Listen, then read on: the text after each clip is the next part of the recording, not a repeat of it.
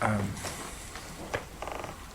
a few years ago, when I read a book called The Crisis of Islamic Civilization, I was stunned, quite frankly, and recommended the book to many key people who I thought would benefit and who would recommend it to others. And I wondered, in my own ignorance, who is the author of this book? Where did he come from? Because frankly, I hadn't read anything as comprehensive and as deep. I was not aware of an Islamic thinker in today's world who understood the problems of the world so comprehensively, and who also understood that the solution to these problems would be found in the true spirituality of the Islamic reality. And then, some while after that, I was delighted to find out that, in fact, Allawi was a close associate of our beloved Sheikh Fadlallah, and had the honor and occasion to meet him in South Africa.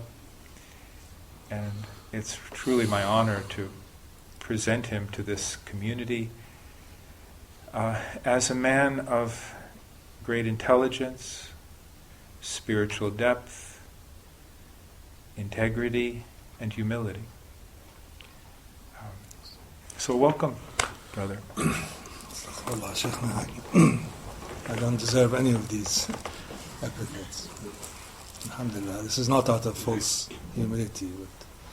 Whatever happened as a result of accumulation of experiences and events, and culminating from Ya Wahhab, without the bestower, without the act that allowed me to.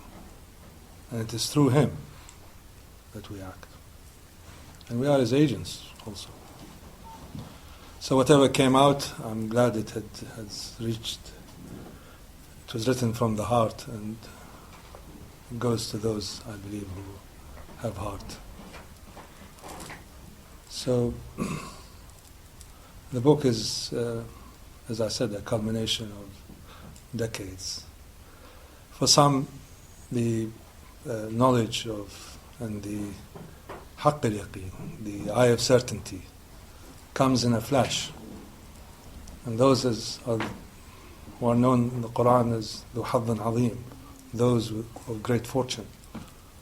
For others, it's through years and years of struggle and seeking and toing and froing and back and forth. But it's all the same.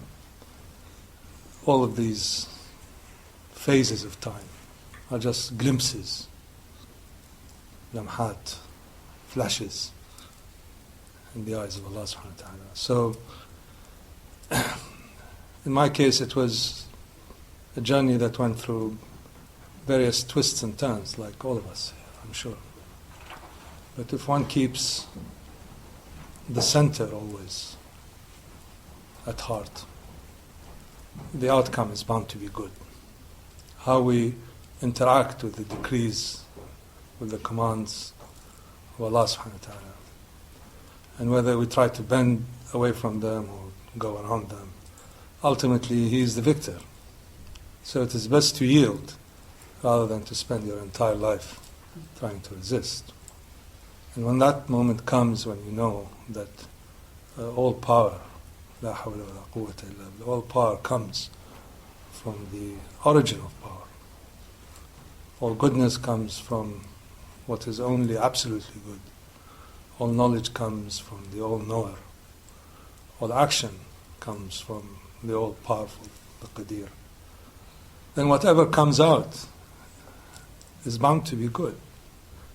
So what we achieve is really how we interact with these commands. And these commands they're very clear and they're invariant. If you act with them appropriately, with courtesy, the outcome is bound to be good. And if you act according to this yardstick in an inappropriate way, in a way that harms you, the outcome is bound to be bad. So the matter, as Imam Ali says, is in your hands. We are the microcosm. And how we handle this trust. The trust which is the soul entrusted to us, which is the self. How we handle it is the deciding factor in the outcome. So this book, and you're very kind to say that what you have said about it, is really a distillation of all of that. And in the end, it ends with La hawla wa la quwwata illa billah. Whatever was done, inshallah, was done in the way of Allah. And if it has awakened one person, I'm extremely satisfied. It has awakened me, so I'm satisfied. So alhamdulillah. It's also a great honor to be in company of such wonderful people. I can see the light here. We don't need these lights. I think all of you are here for the right purpose, with the right courtesy, and inshallah you shall be more than nourished by the presence of the great Sheikh Kabir. So his name Kabir also is a prefix and a suffix.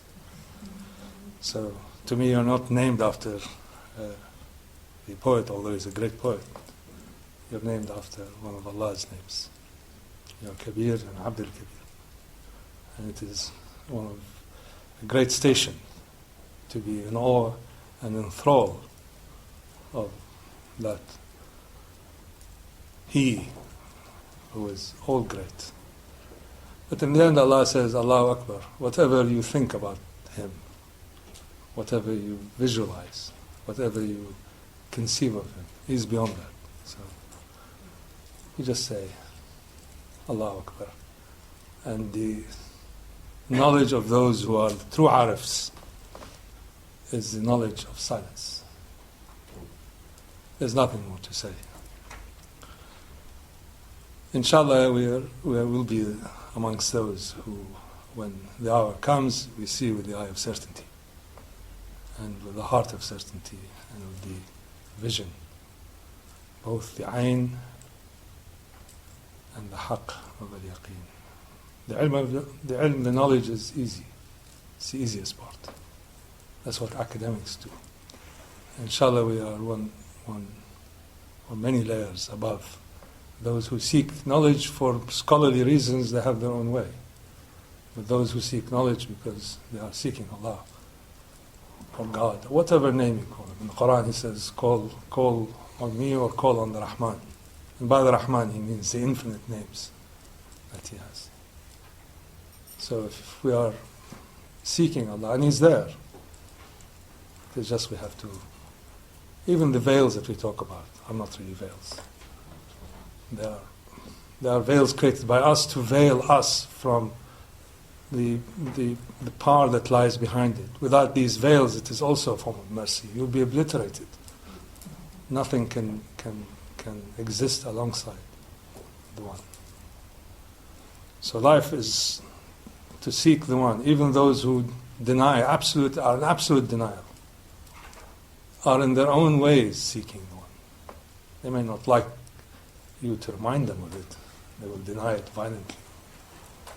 But as Allah says, Ayn al-Mafar, there's no escape. You're trapped in this, as you say, theater. We have, inshallah, the tools to pay the attendant and go in, enjoy the play, and as we head for the exit, we leave with a smile.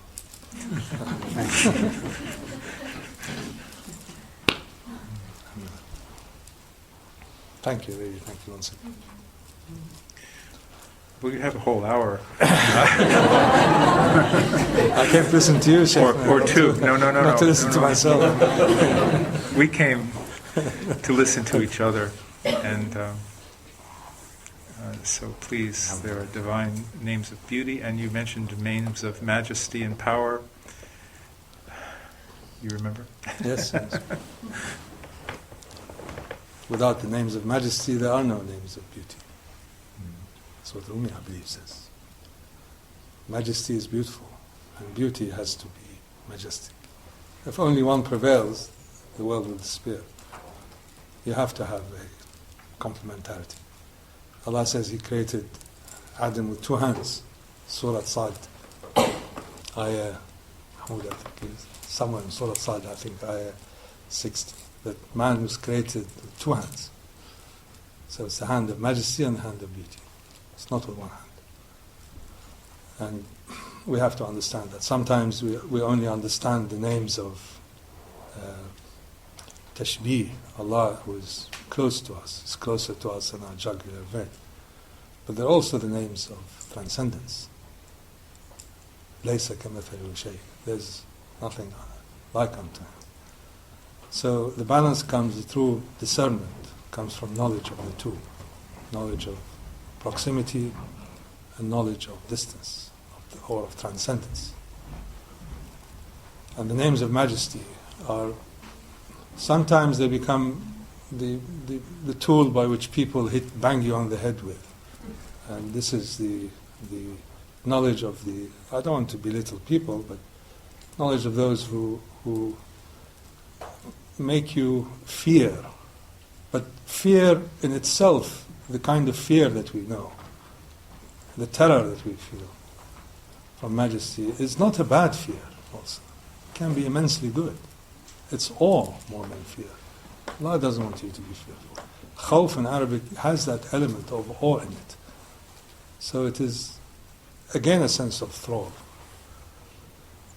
But the names of majesty are, for most people on the path, they don't have the same resonance as the names of beauty, because people want to see the face of Allah that with which they can resonate, their hearts can resonate. But that's because they do not have, I think, the right inclination or the right courtesy to the names of majesty. Allah is the powerful, or Allah is the Qadir, the enabler. Or even names such as Khaliq, which is the name of the Creator. These are names that we cannot participate in, except in a secondary way. You cannot be a creator. You can maybe make an engine. You may at some point even make a life, in the sense that a biological entity can reproduce itself. I have no doubt that in a few decades this will happen. But life is not just a biological entity that can reproduce itself. Life is to do with discernment, to do with knowledge and consciousness of what is good and evil. And that comes from knowing both hands of Allah, both the left hand and the right hand. And when Adam was created from the archetypal Adam, was created from the archetypal clay, it came with these two hands. So inshallah the talk later, I don't know if we should start now, but later, up to you, Shaykhna. No, this is This is the talk? This is your talk. Oh, okay. Sorry, I didn't explain that clearly. Okay. I had a few notes if you don't mind. Oh, please. So.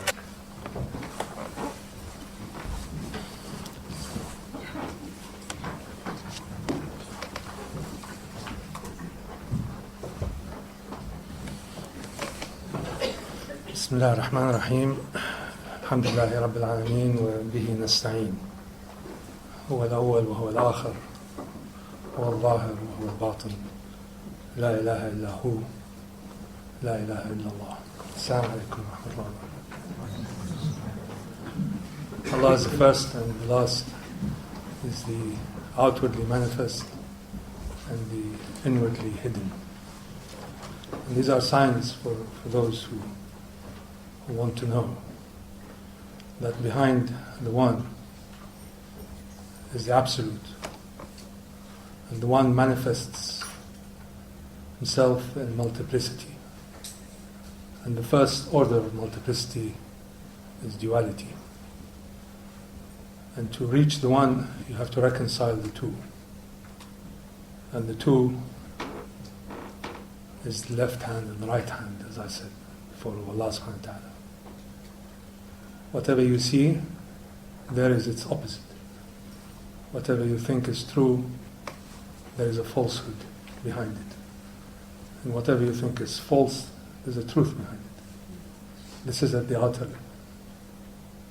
All of these apparent contradictions and conflicts are reconciled and in the transcendent one.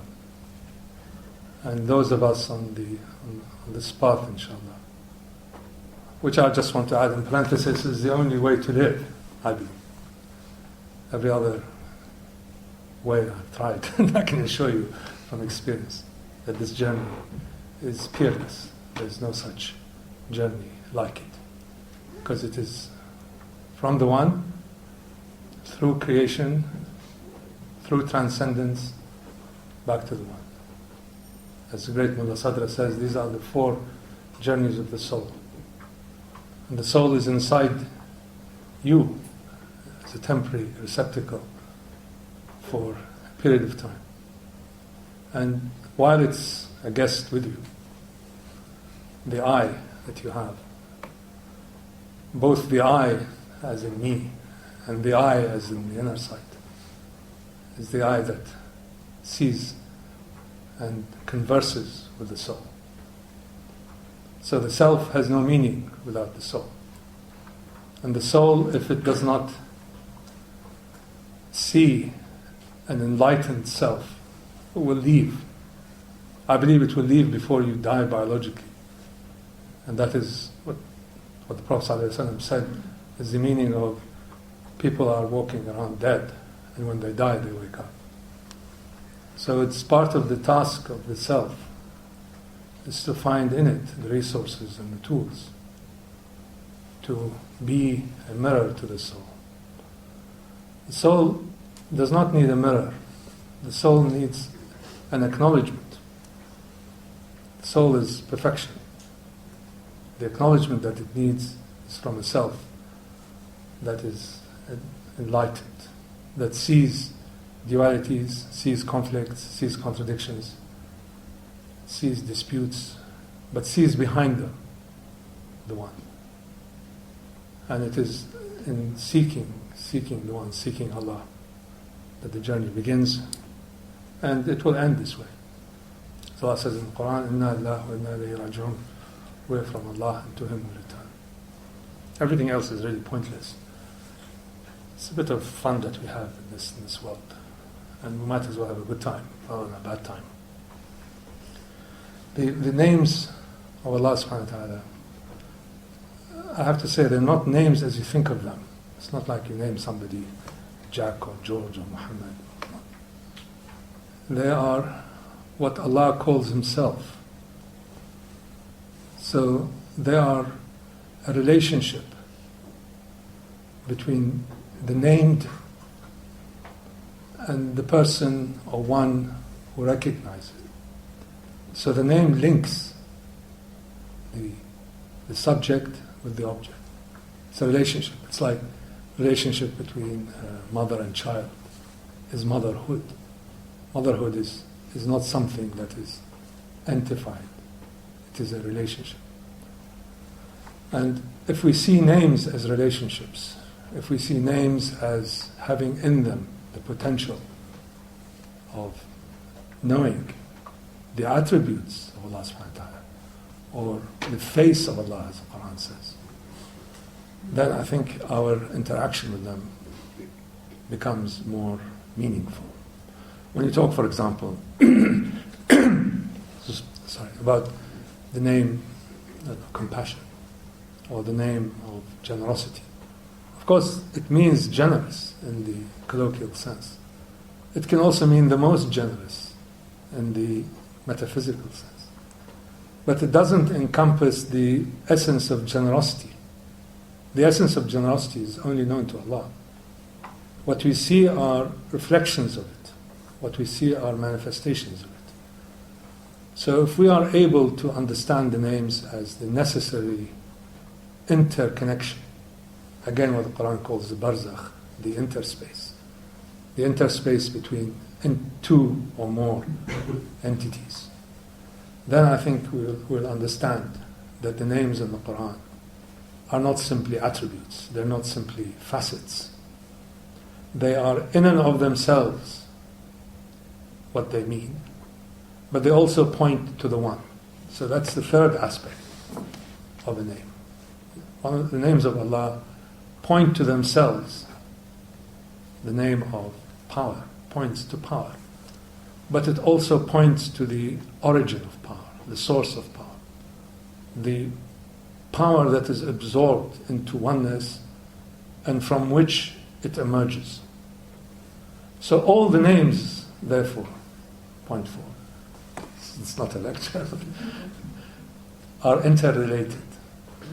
Completely disparate names, like Al-Haq, the truth, and I don't know, Al-Wadud, the all-loving, may not appear to have interconnecting points at our level. But as you go up, as it were, the hierarchy of creation, and as these names become less and less connected with events, with time, with matter, they become more and more realized in their essence. So all of Allah's names. Sorry, I should have switched it off. I was trying to record, but my mood. All of Allah's names are in one way or another, in one form or another, connected. And ultimately they are rooted into the central name, which is the Ism al-Jalil, which is the name of Allah. We are allowed to speak about Allah because we have the authority, we have the idhn. But the Godhead, as it were, is something that we are not allowed to speak about. Only Allah in His unicity knows Allah. And we know Him through the names. Everything around you, everything entified, every physical thing, every idea, every ideational thing, every imaginal thing is a name, one of the names of Allah. In the Quran, there are actually not 99, there are 84 names in the Quran. But these names, in total, are infinite, as I said, because creation, the manifestations of creation, are infinite.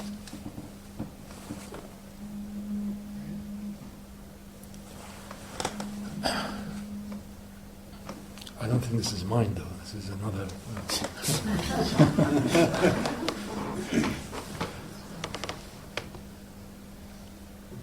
It's sometimes very hard to compete with technology, which is the gross overcomes the subtle. So, alhamdulillah, we switched it off.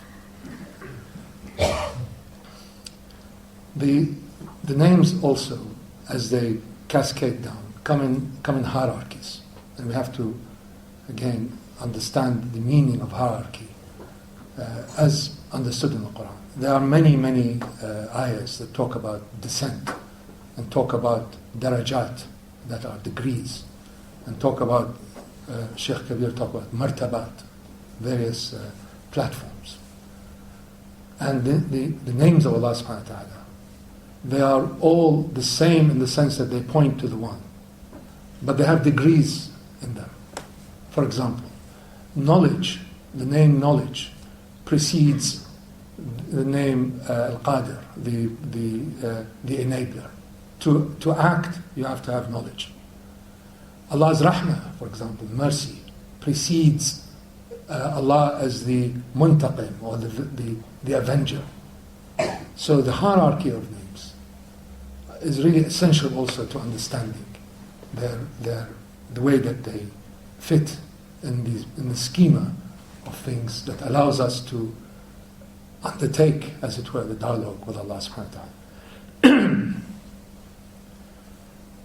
In this aspect, you can broadly divide the names hierarchically, and you can broadly divide the names into names that are proximate to you, the names of tashbih, and the names that are transcendent from you.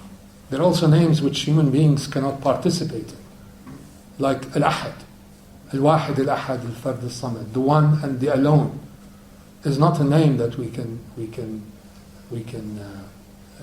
participate in. It's not an attribute of Allah. These attributes belong only to the one. They are not available to human beings to engage with. There are names with which we can share a bit of Allah's power. Khaliq, for example. We talk about creativity and creation. The absolute creator, the ability to create discernment and consciousness, is a preserve of the one. But we have limited powers of creation, limited powers of creating something that we think of as being novel, as being new, but in reality it is only a form, an ersatz form of creativity. Other names, like the usual names that we try to relate to Allah subhanahu wa ta'ala. For example, generosity. We can be generous. We can bestow our knowledge and our gifts on others. We can be merciful and compassionate to others. We can be loving and understanding to others. Up to a point, we can also be knowledgeable. Up to a point, because again, the Quran says, knowledge, we have only been given of knowledge only a little, but a little in the cosmic sense. It is really an atomic drop. So, our ability to participate in the attributes of Allah subhanahu wa ta'ala, which is part of the order of creation, is limited by the essence of the name and what it refers to.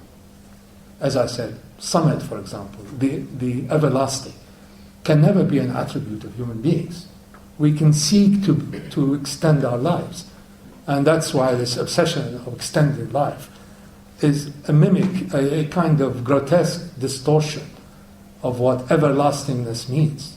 You extend your life by 3.2 years. Fine, then they trumpet it in all medical textbooks that human beings' lifespan has been expanded. Fine, I'm not against expanding lifespans. But this will never be anything but a very faint echo of what everlastingness is. So we have also to have a certain courtesy when we speak about the names. And this courtesy implies that we have to know where they are hierarchically, we have to know the relationship between them, and we have to know to what degree are we as human beings entitled to participate in these names. Knowledge, for example. And you can interact with names in sometimes a way that is, I won't say blasphemous, because this doesn't work these days, but I would say discourteous. You take on the attributes in their entirety to yourself. The name knowledge, for example. All this talk about, we will expand the frontiers of knowledge. Fine, you will be able to do that, but it will be only minuscule compared to knowledge in its totality. When part of the reasons, I think, why human beings are unable anymore to reverberate with the transcendent is because they have lost their inner capacity, their inner language, as it were, to understand what these things mean. The boundaries and limits to the actions of human beings has been removed, supposedly in the interests of human freedoms. But in reality, it's a form of denial. And again, going back to the origin, back to the Quran, you'll find that this is one of the few, or the only, transgression that Allah will not allow. That is to attribute to yourself or to others the power embodied in all of the names of Allah subhanahu wa ta'ala. So this is just as a background when we discuss the names and how they can be used, because they are there to be used. How they can be used to propel us, as it were, along the path. Now, the names of Majesty, the names such as the powerful, names that we may not like, such as the Avenger, the Conqueror, Al-Qahir, the All Conqueror. All of these names you should add to it, the All. These names are necessary in order for us to realize the transcendence of Allah subhanahu wa ta'ala. Our predisposition will also dictate which kind of names apply to us. Some of those who are predisposed or have an inclination, an innate inclination towards the names of beauty, obviously they will reverberate, they will resonate more with names such as the Jamal, the most beautiful, names such as the compassionate, names such as Al-Wadud, the all-loving. And those whose predisposition is more towards elements of transcendence, such as the all-knowing, knowledge, or such as, if you're involved, as I was unfortunately, in politics. Politics is to do with power, but at an absurd level. But you may have a predisposition in the way that your makeup at birth, the fitrah, inclines you in certain directions. This is Allah's mercy. Allah, in individual creation, the universal self, as it were, which is one of the manifestations, one of the first orders of manifestation of the creative force. And each individual has its own mix. Some people are predisposed towards, they tend to be more thoughtful than others. Others tend to be more angry. Others have a tendency towards exuberance. Others are more introspective. These are natural preconditions, predispositions, to which certain names apply. So if you're inclined towards knowledge, that is accumulation of knowledge of the outer and the inner world, you may not become successful in a venture that focuses on expressing, as it were, ecstatic relationships with the Almighty. On the other hand, corollary to that, if you are inclined towards the more sensitive aspects, the more subtle aspects, a lot of aspects, you may not be at home in a place that focuses on the intellect as the way to access the one. So you have to be true to yourself. Your predisposition, your innate fitrah, the original crack from which you emerged as an individual human being. This gives the hierarchy of names a certain distribution inside you. And sometimes people ask me, well, why is it that we now tried this? Because you go against, common sense is that you should not go against your nature.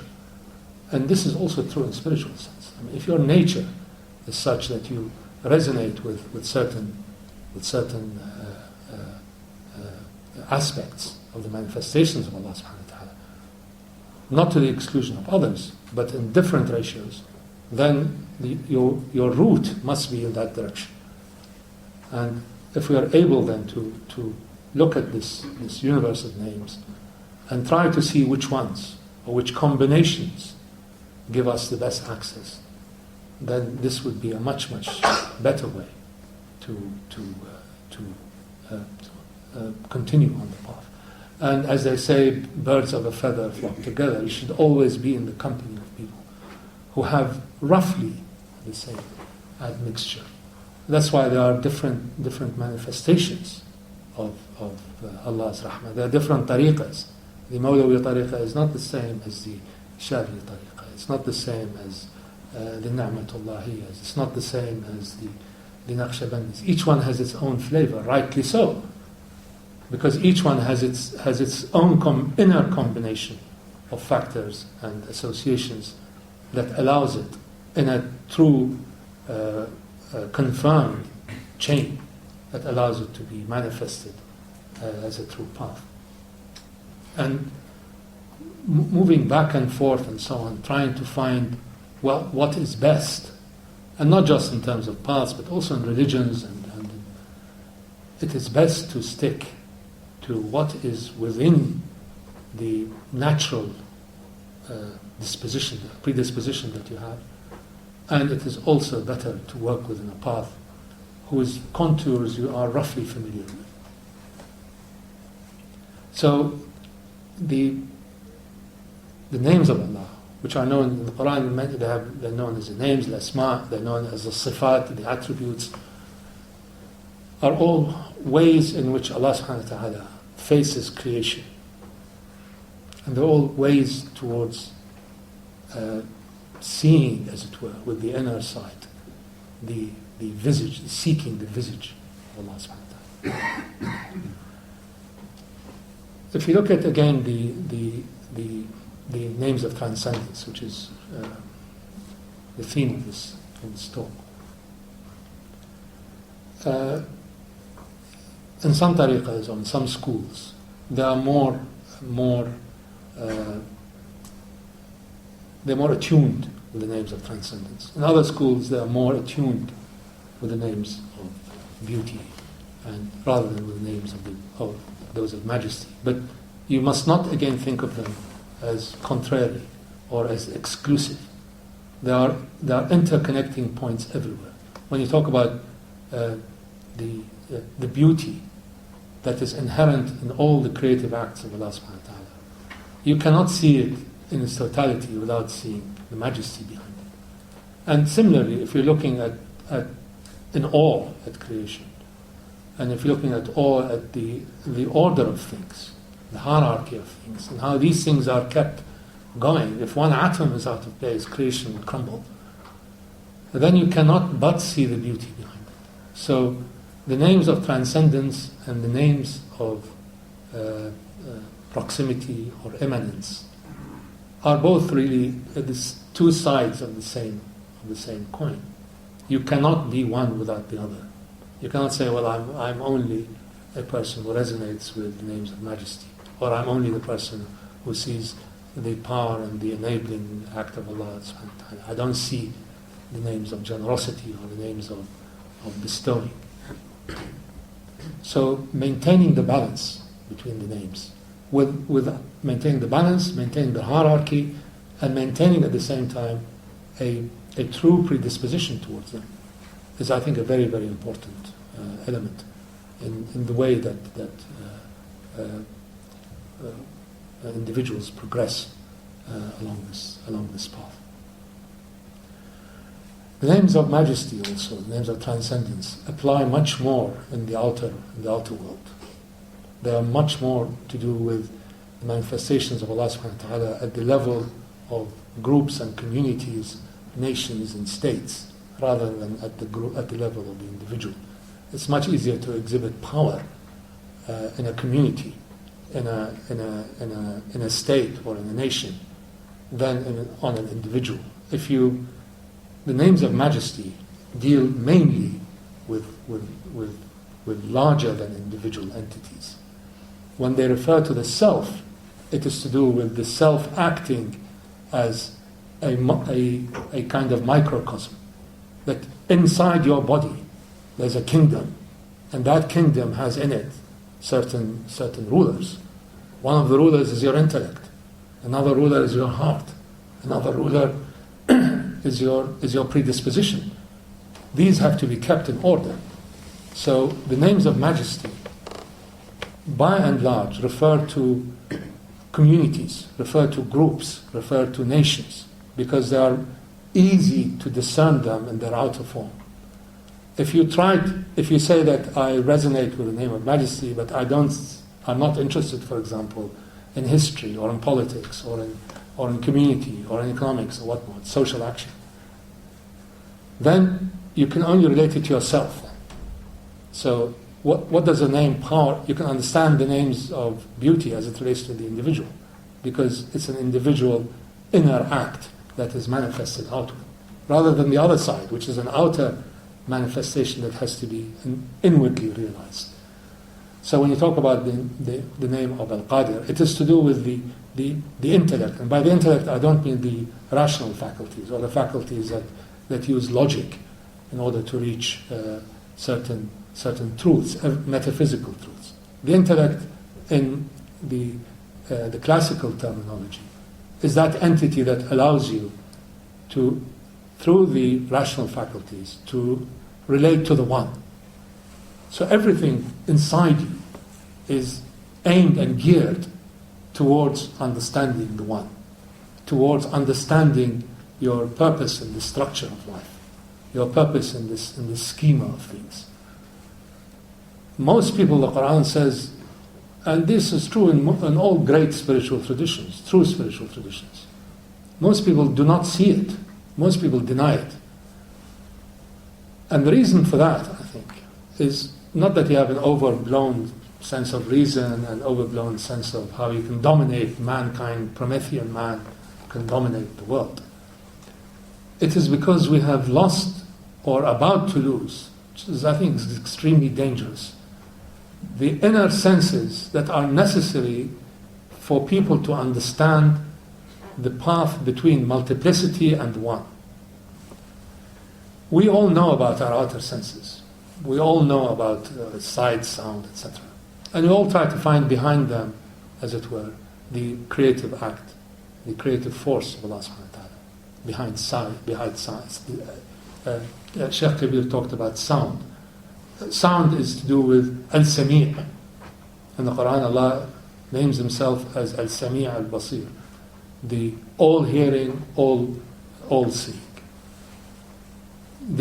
But it is not this sound that we hear. It is the sound that matters, is not what I'm talking about in the microphone that's carried along waves to your ears. It is to do with the original sound that emerged from silence. And the Quran talks about kun, be. That be is an utterance, metaphorically, of course. And so it's a sound. Think of Adam, think of absolute nullity. And suddenly a sound comes out and says, be. That be demands an answer. And that is what this sound faculty is there for. It's not that we have to every day, every hour and every minute of the day resonate with that kun, the be. But it's because we need to have that sense that our sound faculties are necessary so that we know how to conduct ourselves in this world and how to enjoy certain harmonies and are necessary in order to communicate. But the real sound, the power behind Al-Sami', the all listening, is not the harmonies that come from Bach and Beethoven or come from, I don't know, what's the most recent pop tune, or come from listening to a speech or to poetry. It comes by your other faculty inside you, listening to this be and answering, yes, Alastu, as the Quran says, am I not your Lord? And all the souls, which are all inside us, by the way. I mean, it's there, it's inside. It's not something that's somewhere out there. They said yes. Allah subhanahu wa ta'ala says, Alastu bi rabbukum, am I not your Lord? And they all said yes. The souls said yes. The Quran says the souls, not the selves. So, embedded in you, as it were, are all the attributes. Some we do not attribute to ourselves, but they are in the soul. As I said, things like everlastingness. The soul is everlasting. That spark that comes from the creative act of Allah subhanahu wa ta'ala, that's inside all this. All kinds of writers have given it a different name. I mean, Shaw called it the life force, but it is a spark from the unseen that not just gives you life, because as I said, biological life is likely to be it will likely come out of a lab in the next few decades. It's nothing to do with that. It's to do with consciousness of discernment, the ability to know. And Allah subhanahu wa ta'ala says to Adam, He taught him the names. So He taught him the means by which he is to be known, and also the means by which he can discern, differentiate. So within us is this huge microcosm, this huge universe, this entire cosmic order. And we try to relate to it through this. But this is insufficient. You cannot sit and think about this, your inner universe. You can think about the outer universe. It's very perfectly good. And you may get somewhere. Most of the time you end up with, building atom bombs and so on. And creating havoc on this earth. It's better not to think too much about it. But the inner sides are those that have atrophy. And what do I mean by the inner sides? Sheikh Kabir talked about the imaginal. And again, it's called the khayal. The sight is not imagination. It's not what I'm daydreaming or I'm thinking about dozing off in the middle of a class and thinking of something else, or getting bored by seeing some guy drone on. But it is to do with conceiving that which is not substantive, that which is not substantial, that which is not entified. How many of us really, truly can say that you know as in you know the law of gravity, that you know that there is a hierarchy of the unseen? How many of you know that there are 7? Of course, when Allah subhanahu wa ta'ala talks about 7 or 9 or it means a certain gradations. Numbers mean nothing in the realm of the unseen. How many of us know that there is a hierarchy of the unseen? Actually know it. Not fantasize about it or have all kinds of dreams about it, which may be due to indigestion. But actually know that this is only a mirror of a greater reality. Now, I dare say that in the Eastern world, 100 years ago, people knew that. And in the Western world, I would say 400 years ago, there was an innate understanding of a universe and universes that are not substantial. They are the universes of subtlety. So that's one faculty that's gone, or nearly gone. Another faculty is called wahm. Now, if you ask an Arab what wahm means, he will tell you illusion. But it's not, or Pakistani or Iranian, or whoever speaks in the original Islamic languages. Not the original Islamic language, which has nothing to do with Arabic. Anyway. They would tell you it's illusion. But wahm is not really illusion. Wahm is the faculty that attributes value to things. What is it that you really value? I don't mean value in the outer world. But what is it that you truly, in a meaningful, purposeful sense, ascribe value to? Of course, the answer is that the only meaningful thing is to find the way back to Allah subhanahu wa ta'ala. Not that you've ever left it, because everything goes back to Him anyway. But you become aware of it in your inner reality. Another faculty, again, I'm speaking in classical terms now, it's called tafkir, which is, again, if you ask somebody what that means, it is to do with reflection. But it's not, again, reflection is not a reflection on what happened to me, Jubilee, the silver Jubilee. But reflection is to do with reflecting on events that have an inner meaning. The evolution of the inner meaning of things is what reflection is about. Zikr, remembrance. Remembrance, we all know, is not to sort of remember something that happened last week or what you had for breakfast. But it's to do with remembering this original covenant. This is the ultimate purpose of dhikr, is that you're arrayed as souls in front of the Creator, and you have no choice, no desire, except to answer when asked, "Am I not your Lord?" And you just say yes, as a matter of fact. There are 5 or 6 of these faculties that are necessary for anybody on the path to at least try to rejuvenate them. I believe it's very difficult in modern times to do that because, as we saw on the phone here, the gross overcomes the subtle. It's an iron law. I can't talk this way if I have a toothache or if I have some gout. I will not be able to speak in a meaningful sense to you. And you will soon find out that that I have other things on my mind. I'm trying to figure out what to do with my tooth. So a matter of course is that the gross overcomes the subtle.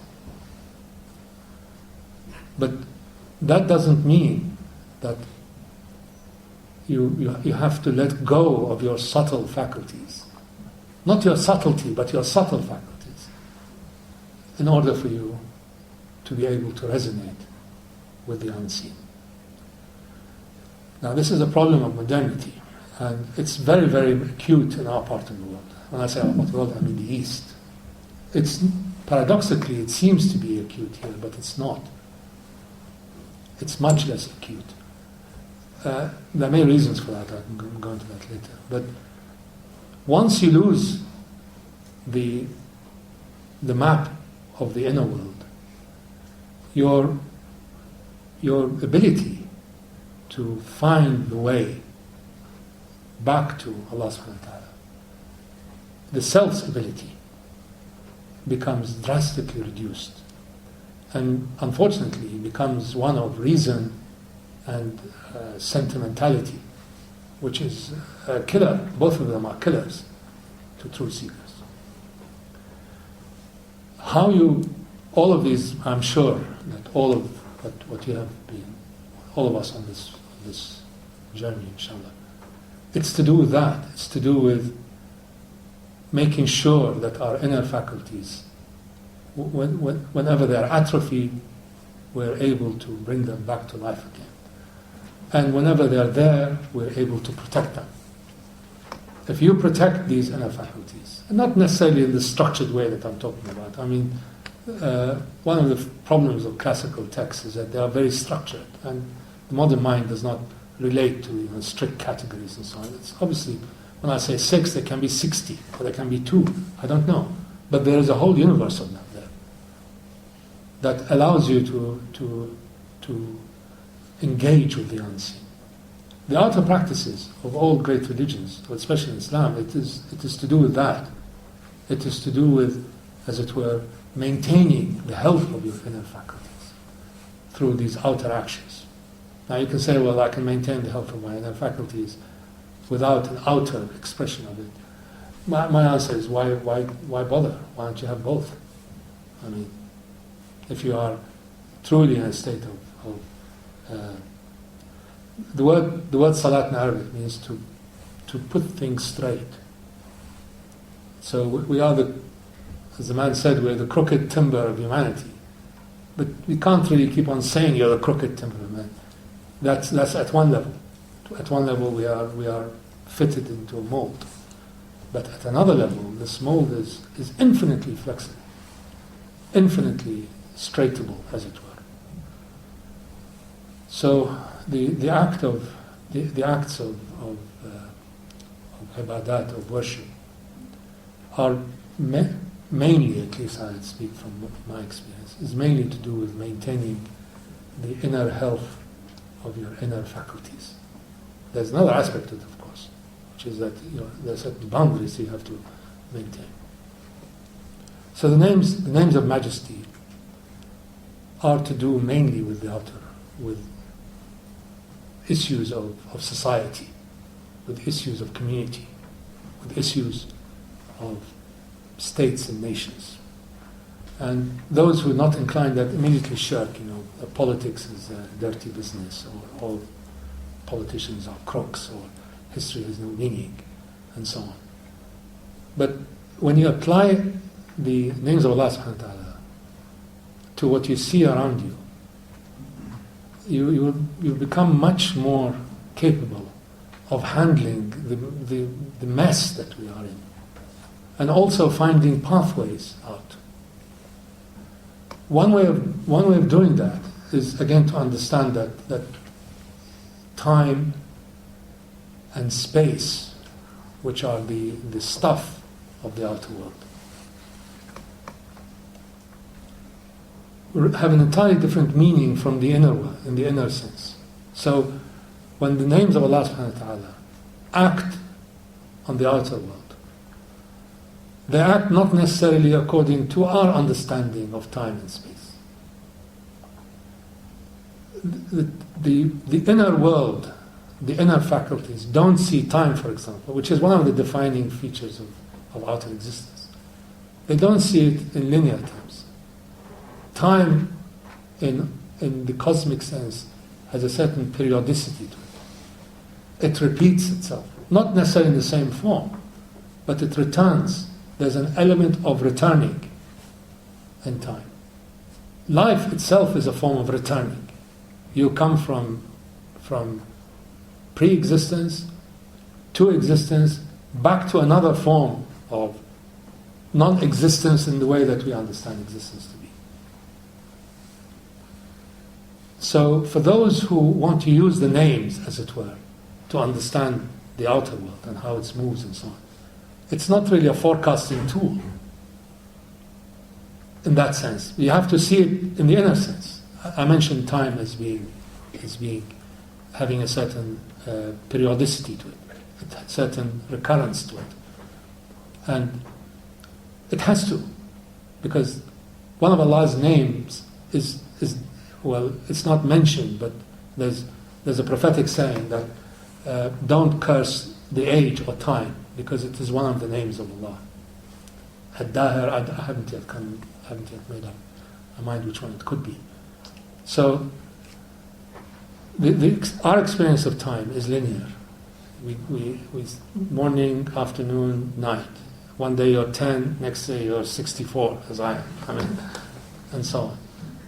And then you go back to, I don't know, you cease to connect with time. But that's not the time, as it were, of the inner cosmos. Neither is it the time of the unseen. Time of the unseen has a certain periodicity. Why? Because the affair will return back to its originator. The entire affair of creation. I mean, Dante called it the Divine Comedy. But it is a theater. It goes back to its origin. And then a new khalq, a new creation, a new order of things will come about. So we have to think in terms of time. Spiritualize time. Not so much as linear function. And again, the outer practices help us in that, believe it or not. Because you're supposed to give up everything and do your salat. I mean, few of us are able to do that, but you're supposed to do that, whether it's salat, art form, what do you want to call it, meditation. That break is a confirmation that point in time has no significance to you in your inner world. So you give up whatever you're doing. In the middle of a meeting, you walk out. Why not? You should not disturb people. Don't make a great scene out of it. But it is a way of denying the linearity of time, because you're reconnecting at a different level. Space, another fundamental element of cognition of how human beings interact with their outer environment. Space in the inner world are really points which connect with the axis, as it were, that connect with the axis that takes you vertically. That's why all great religions have axial points. They can be anywhere, but in that, it is also very important, I think, to have in your own homes a space, not a sacred space, I don't want to be, but a space that allows you to disconnect from space. And you see it as an axial point that connects with vertically. Of course, space in the sense that we experience it is not a feature of the hierarchies of creation. When you use the names, for example, that denote control and dominance over, or dominion over, al-mulk or al-malik, al-malik or al-mulk. Again, you must not think of them in terms of a king sitting giving orders and so on. It is to do with the way that the hierarchies of the world relate to the point from which they emanated. And from the point from which they emanated necessarily is the control point.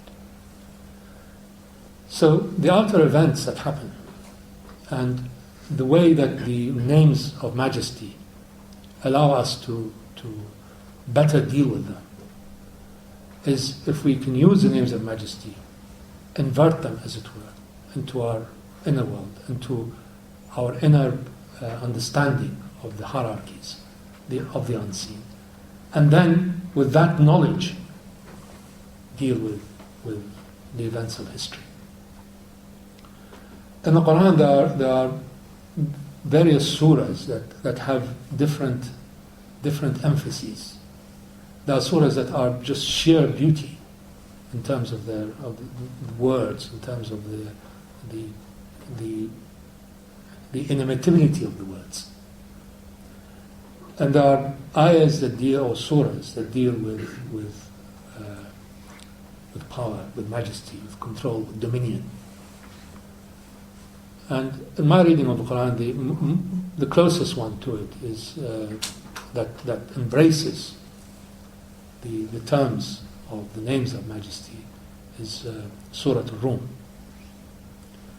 I don't know if we have time to discuss it. Yeah, we do. Maybe later. Up to you. Well, we have easily 15 minutes more, Then I shall. and we can also pick up later too. Okay. Like this. Yes. Sorry. I found this new translation of the Quran very good, by the way, for those of you who have seen it. It's by a man called Tarif al-Khalidi.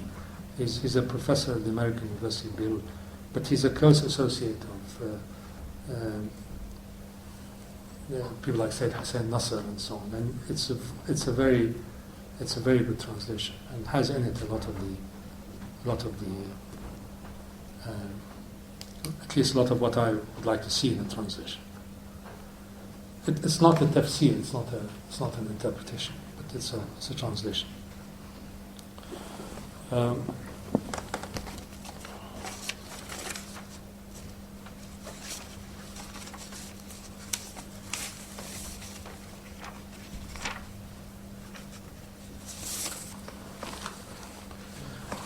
Surah Al-Rum is the classical interpretation of it, is that it is to do with a kind of prediction. It starts with Allah subhanahu wa ta'ala saying, the Rum, in which case the Romans, but actually it's the Byzantines. Byzantines were defeated in the nearest point to the Arabian Peninsula, somewhere in southern Turkey. But in a few years they will be victorious. And many people at that point associated with a prediction. There was a major battle between the Byzantines and the Persians defeated the Byzantines. And amongst the nascent Muslim community of Arabia, this was seen to be a defeat because the Byzantines, in their own way, were monotheists, and the pre-Islamic Persians had idol worshippers and so on. But the ayah goes on, the next ayah goes on, and after a few years, bid'a sinin, which means the classical interpreters say between 3 to 10 years, they'll be victorious. So it has been seen as a kind of one of the predictive statements in the Quran, but I think there is no justification for that at all. It is not a predictive statement. And the room, both are true. I won't be so categorical. But the point is, here we have one civilization, the Byzantine civilization, defeated by another civilization. But then in a few years, the cycle will turn. It tells you a lot about the whole purpose of cataclysmic events and their ephemeral nature. So, if you take the first few words of the ayah, I'll read it out in English. It starts with the three letters Alif, Lam, Mim. Bismillah ar-Rahman ar-Rahim. The Byzantines, Bismillah ar-Rahman ar-Rahim, Alif, Lam, Mim. The Byzantines have been defeated in the nearer part of the land, and yet after the defeat, they shall be victorious in a few years. It is God who decides. As it was in the past, so it shall be in the future. That day the believers shall rejoice at God's victory, for He grants victory to whomever He wishes. He is almighty, compassionate to each. So, and in Arabic, for those who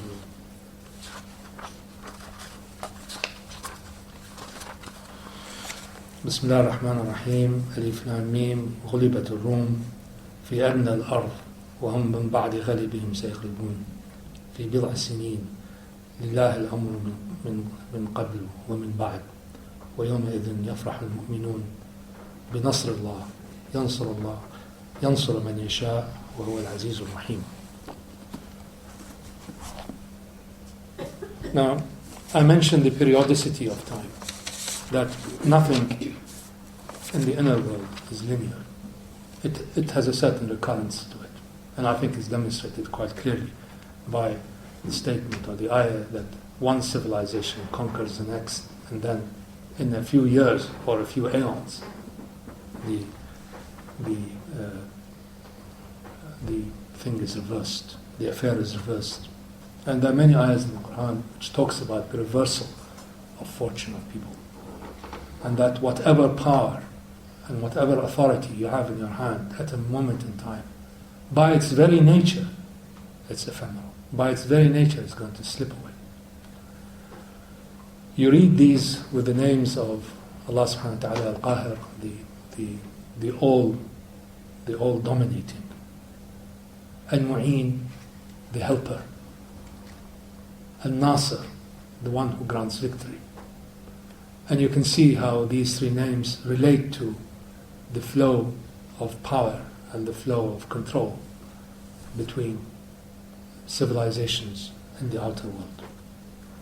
And a day or a year, Allah says in the Quran, a day with your Lord is like years at what you count.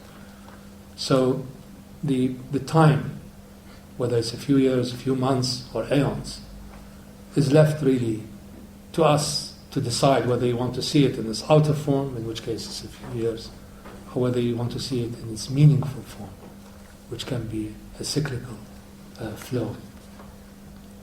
And then Allah subhanahu wa ta'ala says that the affair, the entire affair, is under His control, before and after.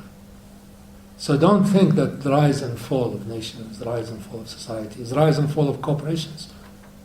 If you look at the New York Stock Exchange now, something like 1% of the companies listed on the exchange now were there in 1950. So what were these great companies then? They were like empires. And I've vouched the same thing will happen in the next 20 or 30 years. You may not see it in your lifetime, or you may see it in a flash of an eye. The whole edifice will crumble. The whole edifice will crumble because it has no center. The center is somewhere else. So you have the illusion of control, but you do not acknowledge that control is in fact the dominion of the all-controller, and that whatever is given as a license. It's not given in perpetuity. And any person of a certain age who has seen the rise and fall of contemporary empires can tell you that this must be the case. What appears to be invincible, what appears to be indestructible, is in fact a paper tiger. The world came within, I think, probably a week, of completely exploding in 2008. I mean, by some magic, huge effort by people who caused it anyway. They managed to pull their chestnuts for a bit out of the fire. It's coming back again. It'll come back. It may not come back in the way that will satisfy us. So bankers hanging around High Street with their hands out. But it will happen in a way that it's already happened, as far as I'm concerned. It's happened because the reality is there. The system that has in it the seeds of destructiveness cannot be sustained. It may be sustained by constant pumping, and I will not see satisfaction, as it were, quote unquote, in my life. But I'm convinced this thing is doomed, because it is Allah who is the Al-Muqaddar, Al-Qadir, the Allah who is the enabler, and He's the first and the last, and that's why the affair begins and ends with Him. So, knowledge, just to conclude, knowledge of the outer world can be heightened, amplified, if you use the names of Majesty. But their purpose and utility and usefulness for us, everything has to be useful. Usefulness for us is immeasurably enhanced if we are able to relate them to how we understand the world, by the world I mean both seen and unseen, using the inner faculties, the inner senses. And that's why you will do your utmost when you see something wrong in the outer world. But you know inwardly that this is really is of no true consequence. Oppression has an outer form which you have to do something about, but it has no inner reality, and therefore it already dissolves. Now it's very good if everybody understands that, and you can tell them I told you so, but it also helps and it's not really a panacea. It's not a crutch that you use because you can't handle the world. It is a necessary tool that you must have to understand the world. Thank you. Thank you so much. Thank you. Thank you.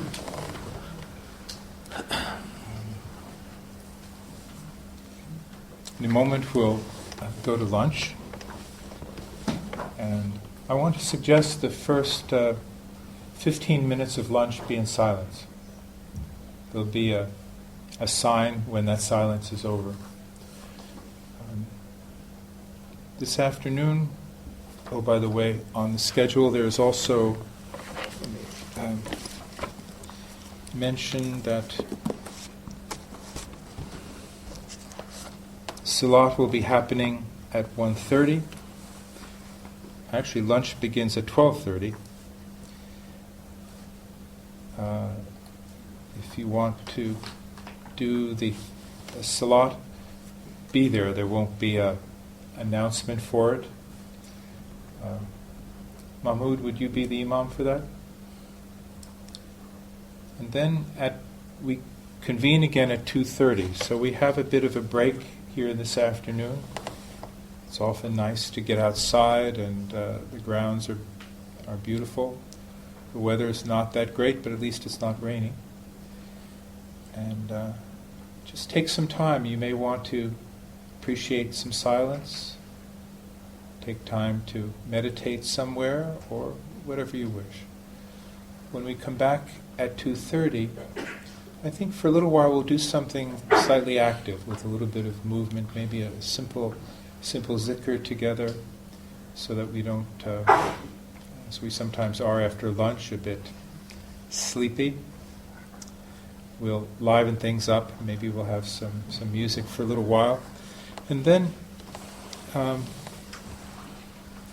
in a second session, it says actually at 2:30 meditation Murakaba, but actually it's going to be, as I said, some movement. The second session this afternoon, Mahmoud is going to share with us some reflections on language, on the language of the Quran. And Brother Ali, I'd like you also to maybe to be here with him and let Mahmoud give a presentation and let it be a bit of a collaboration too. This is an important subject. To always deepen our knowledge of the real meaning of key vocabulary of the Quran. Unless we get that key vocabulary, we're looking at this text through a distorted lens, and that for English-speaking people, that distorted lens is often the vocabulary, the biblical vocabulary into which it's been translated. So we can benefit from understanding the more pristine meanings of the revelation.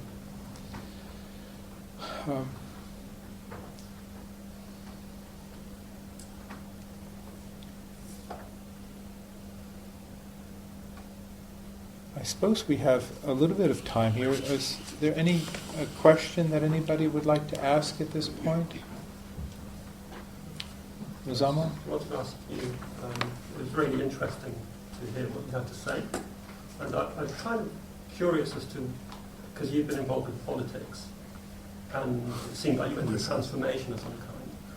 What's your involvement now with kind of social justice at this stage in relation to spirituality?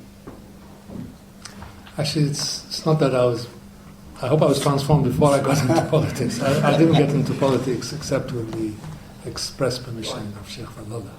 And in fact, I called it before I was just after. I was involved in politics in an opposition sense before for a long time.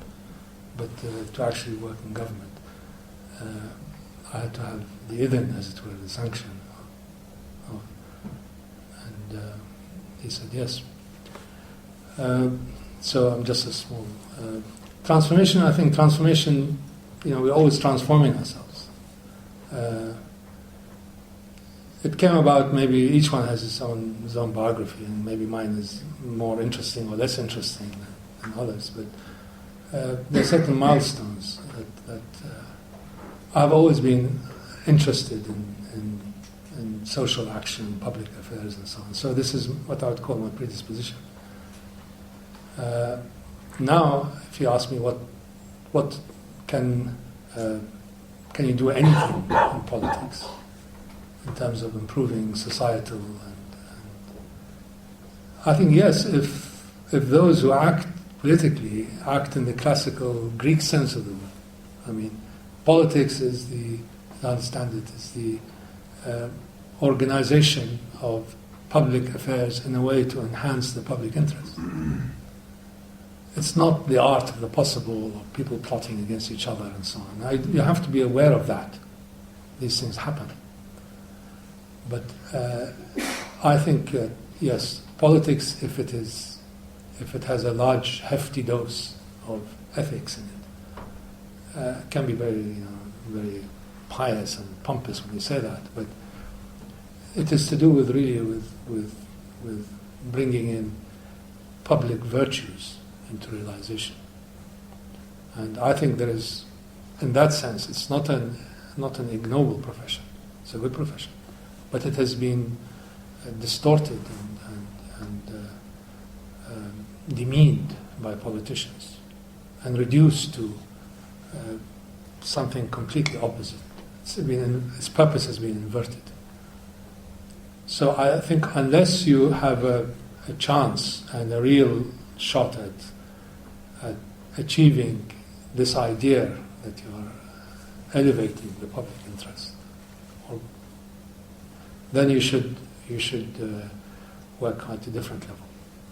Now in Iraq, most of the things I try to stay away from active politics. Sometimes you drag into it, but I try to do things that are more of a sort of social action, as it were. And their effects, I don't know. Inshallah, they'll be good. The problem of doing it at this level, not the problem, is that at the governmental level, you dispose of a lot of more resources. So therefore you can do it on a bigger scale. But the thing can be horribly corrupted. So what you end up doing is something that works completely against what your intents were. So you should stay away from it. But there's plenty to do at the individual social level.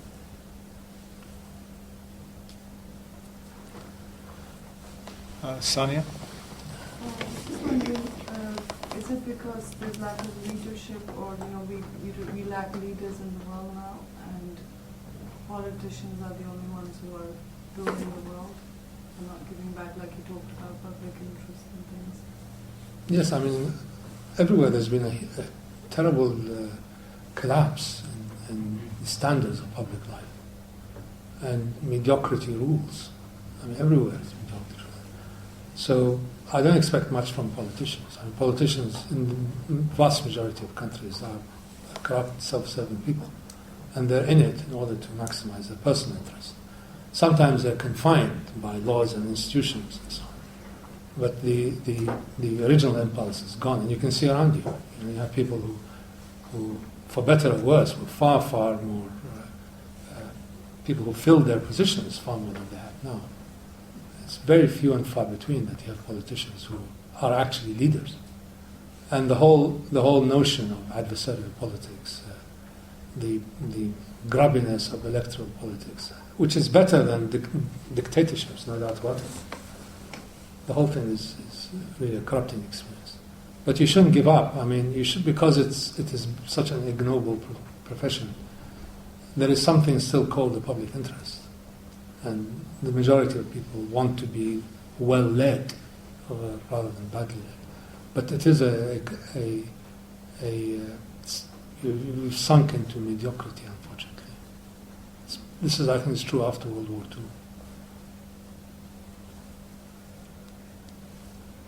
II.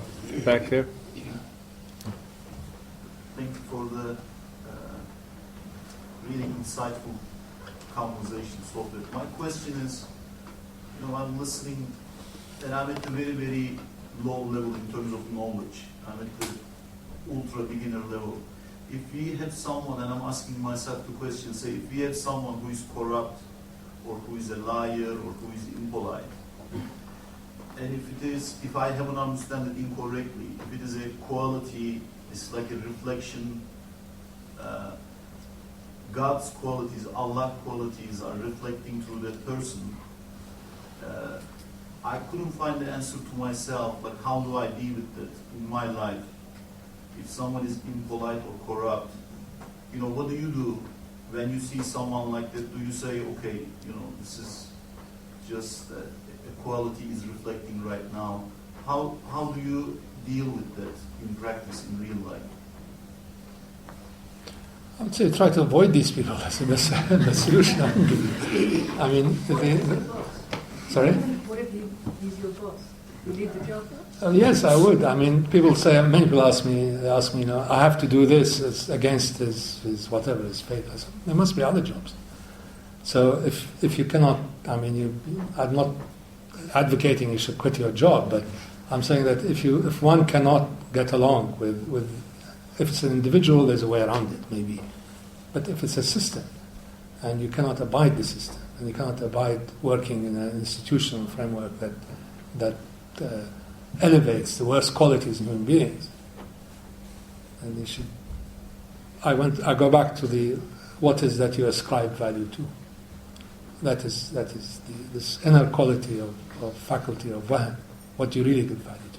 If you give value to much more to career, and you're prepared to take this rubbish from the system, then you will receive the recompense associated with it.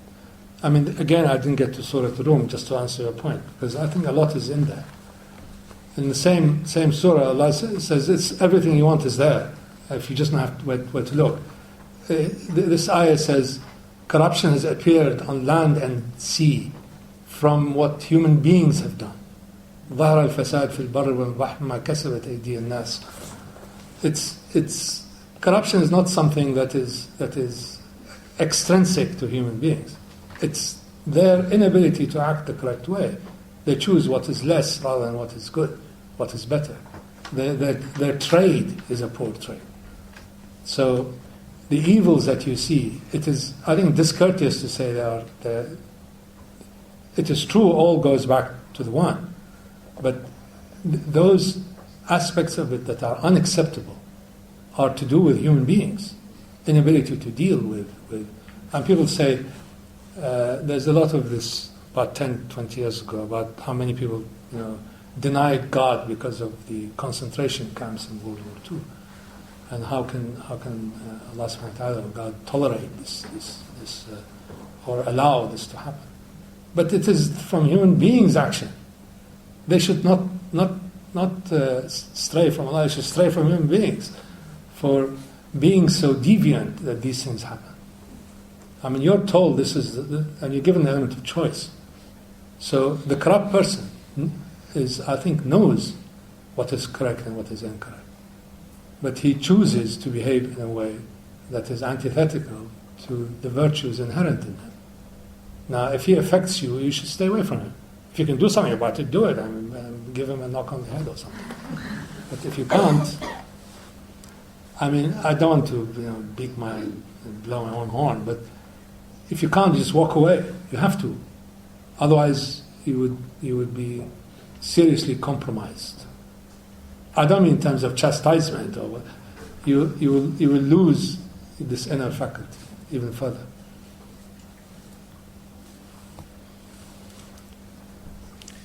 Okay, Anne? Thank you. You said some interesting things about reason, and I'd like you to perhaps help me clarify those a bit. You said on the one hand, if I understood it correctly, that intellect allows you, through the rational faculties, to relate to the one. And then later on you said that reason and sentimentality were killers to true seekers. Obviously you're thinking of different contexts there. I wonder if you could say a bit more about the use of reason and the intellect, particularly in relation to working with names. Well, intellect is superior to reason, but it's now become synonymous with reason. Okay. So when I say intellect as being, in Arabic the word is aql, which is, it's actually intellect. In the medieval sense, it's intellectus. It is something that stands above reason. It has many of the it has many of the elements of reason, but its purpose is not to order the outer world through knowledge of cause and effect or through logic. Its purpose is to recognize the one. That's the purpose of aql or of intellect.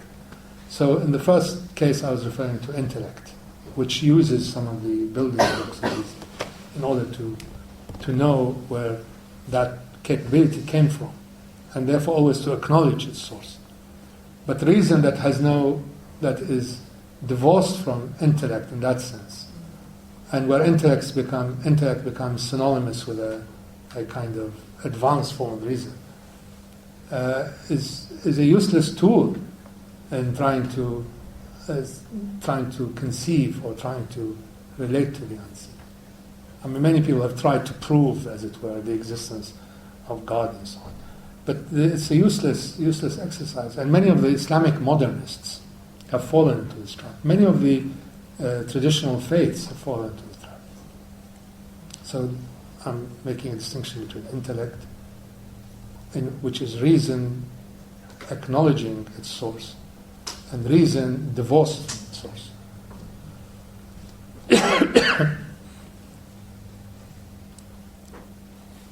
Okay. Go ahead. You said something along, if I got this right, you said something along the lines that there's an internal kind of sensibility that the East had up to about 100 years ago, and the West up to about 400 years ago. And then you said something after that it was now harder to find it in the East than actually in the West. And that kind of intrigued me as to why, if I got that right, what Yes. you were trying to get at when you said that. It seems surprising. Well, in the East, there's a certain smugness about it. That we know the East is spiritual and the West is material. The reality is really nonsense. The East is as material, in fact, more so, because it has less of it, and therefore they want more of it. Here, I think I'm sorry to say, the grossness of material and consumer culture is creating its own counter-response. So we haven't gotten to that point yet. I think if you live in Dubai 50 years, you'll get to that point. But generally, everybody in the East wants to have the material abundance and the consumer life. You don't see anybody fleeing from it. Here, you see many people fleeing from it. Again, I don't want to juxtapose East and West. It's becoming, there's a kind of homogeneity and shared desires everywhere in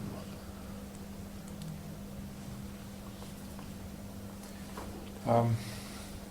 One last question. Okay, Saki. Thank you. In the cosmology of divine names, what is shirk? Shirk. Yes. How does that fit in? Because the Quran, I think, is very strong on this as almost an unforgivable sin. So what's a Sufi perspective on it? It's a Quranic perspective. There's no other perspective if you're a Sufi. So it's... The question is, shirk. An explanation. He's asking for an explanation of shirk in terms of this cosmology. Shirk is not seeing one behind all. That's what shirk is. There are many examples of what shirk is. I mean, if the heart, the true heart, which is the instrument, as it were, of true knowledge. The intellect resides in the heart, not in the head. It can only see one in the end. If there's anything else with it, then there's a war between the two. So it's not something that's... If you do not acknowledge the one behind all realities, behind all multiplicities, then this is shirk. It's not, some people say, well, if you worship idols, this is shirk. I don't think so. It is, if you worship idols in order to get to the one, for those people in that tradition, that's fine. It's their business. There are better ways of worshipping the one, I think. But if you always have other gods, as it were, whatever they may be, maybe your own self becomes another god or your belief in your perfectibility becomes something that you have to see the one behind all. And if you don't, then you are necessarily in shirk. Shirk in Arabic is the root word is shin ra kaf, sharaka. It means to share something, to share oneness with something else, and it can't be. There cannot be any dilution to the pointedness or the oneness of Allah subhanahu wa ta'ala. So that's what a lot of the I'm sure Mahmoud will talk about that later, is that Sayyid Mahmoud, a lot of it is to do with the root words, and the shirk, it's the noun form of sharaka yashruku, yusharik. The word yusharik means a partnership. Sharika means a company. Sharaka means a partnership. So it's attaching something else to it. That's not what's forgiven. But if you have tools that you use in order to affirm the one, that's fine, in Quranic sense. Okay. Unless Tazeen is directly about this? Okay. Forgive me. Well, you're already forgiven by Allah. I don't need to forgive you. I'm just trying to tie in the previous question to this question. And I'm really struggling with this. Because if the oppressor and the tyrant is a quality of Allah. And if that is a mirror of the One in that form, how can we discern between when it's appropriate to sit in the oppression and transform through the alchemic process, as witnessed by, say, Jesus or Nelson Mandela or the Jews in the concentration camp, whereby you almost embrace the oppressor and embrace being the oppressed, to transform that by being a light worker within that,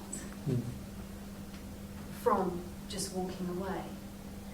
And therein lies my struggle. I would like to interject something because I feel like I may be responsible for creating this confusion. When I spoke about the tyrant and the liar as being an attribute of the divine, some of these attributes, and I also said that the tyrant has ascribed to himself a kind of false divinity. So we can learn from that. It's not as if we should accept the oppression and not resist it. We have an obligation to strive for justice, the fulfillment of what is it, the ayat in the Quran that says, the fulfillment of your Rabb's word is in justice. So we always have that obligation, not to passively suffer oppression. So I didn't mean to, I realized I was maybe misleading us. Everything is a word of God. And what I was trying to say last night is that how we relate to this, and Brother Ali said it very well, everything depends on the adab of how we relate to this outer manifestation. There's even a right adab for confronting injustice. When Ali put his sword down in battle rather than wield it in anger, there's a way to oppose injustice. There's a right way and a wrong way.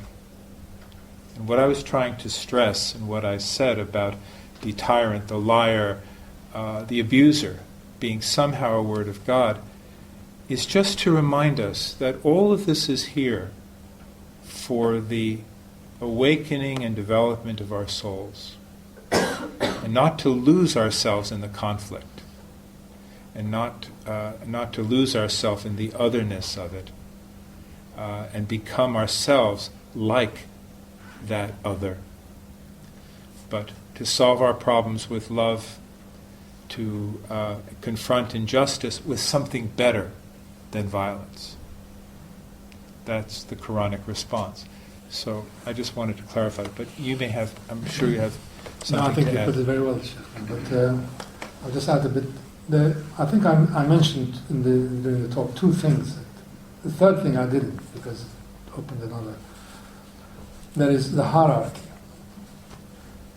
Tyranny and oppression are subsumed under names that are more powerful than them. So the idea of Allah as a qahar, which tyrants, with a small t, use or abuse in order to extend their power and control or influence. This has to come under the command of a name that has greater scope and greater resonance. That's the first thing. The second thing is the issue of mizan. I mean, the Sheikh talked about it. Your actions, your outer actions, must also be driven by a scale. You have to have a scale of things. You have to weigh these things. Which is more, which is less. How should you behave in this position or in that position? In Islam, I don't know about other traditions. In Islam, this mizan, as it were, is two. Either knowledge of perfected beings and their actions in similar or equivalent positions, or the Sharia, broadly interpreted, not the. So there's also the requirement, whenever you act according to a scale, to a measure. And that measure cannot be your own whims or your own desires. The measure has to be something either related, or both the case, generally to the actions of people who are perfected in their qualities, or the scale of the law.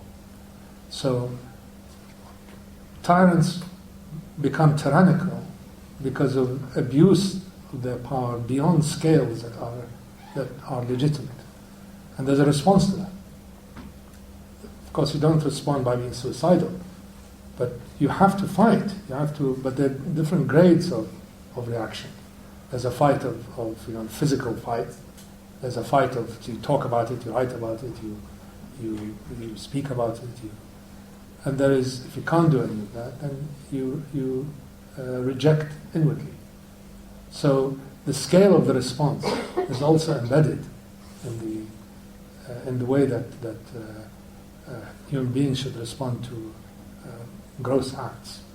But Allah in Qahar in some ways is a tyrant, but the way in which tyranny is expressed by dominion and reminding people of where true power and authority lies.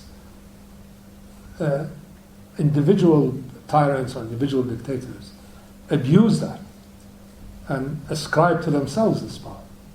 And in the Quran, Pharaoh, in fact, he says to his people, Bismillah ar-Rahman ar-Rahim, وَمَا أَهْدِيكُمْ وَمَا أُرِيكُمْ إِلَّا مَا أَرَى وَمَا أَهْدِيكُمْ إِلَّا سَبِيلَ الرَّشَادِ.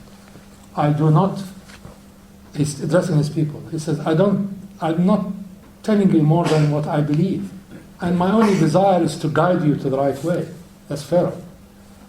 He took upon himself the attributes of Allah subhanahu wa ta'ala. Therefore, out of that naturally comes tyranny. That is not only discourteous in terms of the names, it is also against the scales of the law. So there's I can tell you chapter and verse of how to behave with tyrants, and not to accept tyranny as a natural order of things. It's not. It's an abuse and a distortion. So it operates at 3 or 4 levels, one's response. At the level of the name, whether it's subsumed, sometimes being tyrannical is good. Sometimes you're a tyrant to your children, you have to be. They see you as a tyrant. To them you are the embodiment of oppression. But you're doing something that they don't see. That is tyranny. But then there's the tyranny of abuse that comes from either individual or social or political. In which case you are assuming, as Sheikh said, some of the attributes, and you claim that they originate from you. As Pharaoh said, I do not tell you except what I see, and I'm guiding you into the right path. Pharaoh is a very interesting person, by the way. In the end, he dies, and he says, just before he's drowned, he says, I believe in the God of Moses and Harun and Aaron. So I'm sure he's saved at the last minute. We'll also spend a few decades in the fire. I mean, thank you so much.